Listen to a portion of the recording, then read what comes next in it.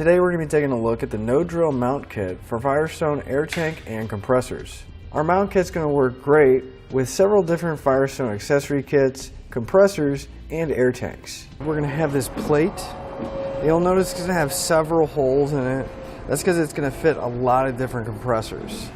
But the holes on the end here line up. We'll line up with the studs. We'll take those flange nuts. We'll thread them in place on all four corners. We'll come back with a 9/16 socket and snug all of them up. And we have a sturdy platform to mount our compressor directly up to. Now, since we're going to want our bracket to sit as flat against the frame as possible, we're going to put the flat side down and be mounting our compressor on this side. So we're going to take one of our machine screws and a flat washer, and coming from the bottom, going up through the top, we'll pass it through the holes that are going to line up with our compressor. So if we hold it up, we can figure out which holes we need to use, and then we can pass through our hardware through each one of those. We can take our compressor now, and we'll slide our hardware through the bushings that are on there. Then we'll take another flat washer, slide it over the screw. Then we're going to loosely install a locking nut to secure everything down.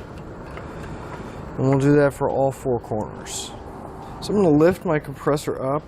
I'm going to hold the screw on the back side with the screwdriver while I come back with a 10mm socket and snug up the nut.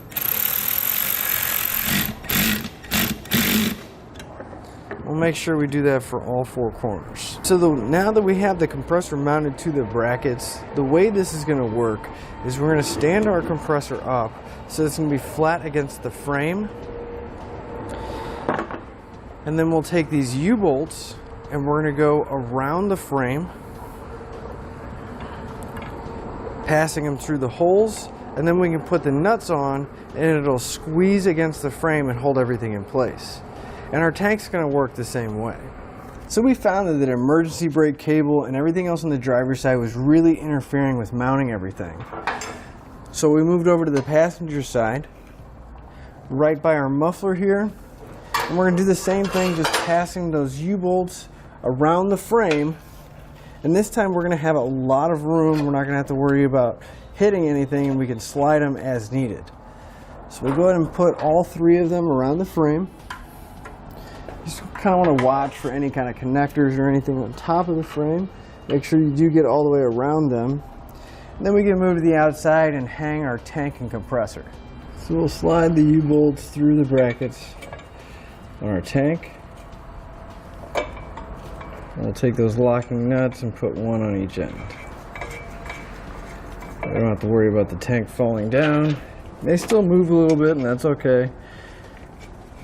But we don't have to worry about it falling off the frame. Now, for clearance purposes, I'm going to move the tank as close as I can to this running board mount. That way I have more room for my compressor right behind it. And when you put your compressor up, you want to make sure you keep the wires out from behind the bracket. And just because this is a little bit heavier than the tank, I'm going to get one side started, make sure those nuts are in place, and then I'll work on getting the other U-bolt through the bracket. And whenever you mount your compressor, you just want to make sure you still have access to all your fittings, and you can route your electrical cables to that pressure switch, which is going to be on top. Then once we have everything positioned where we want it, we can go ahead and snug up our hardware. Again, this is a 9/16 socket. And with these U-bolts, you want to kind of alternate going back and forth.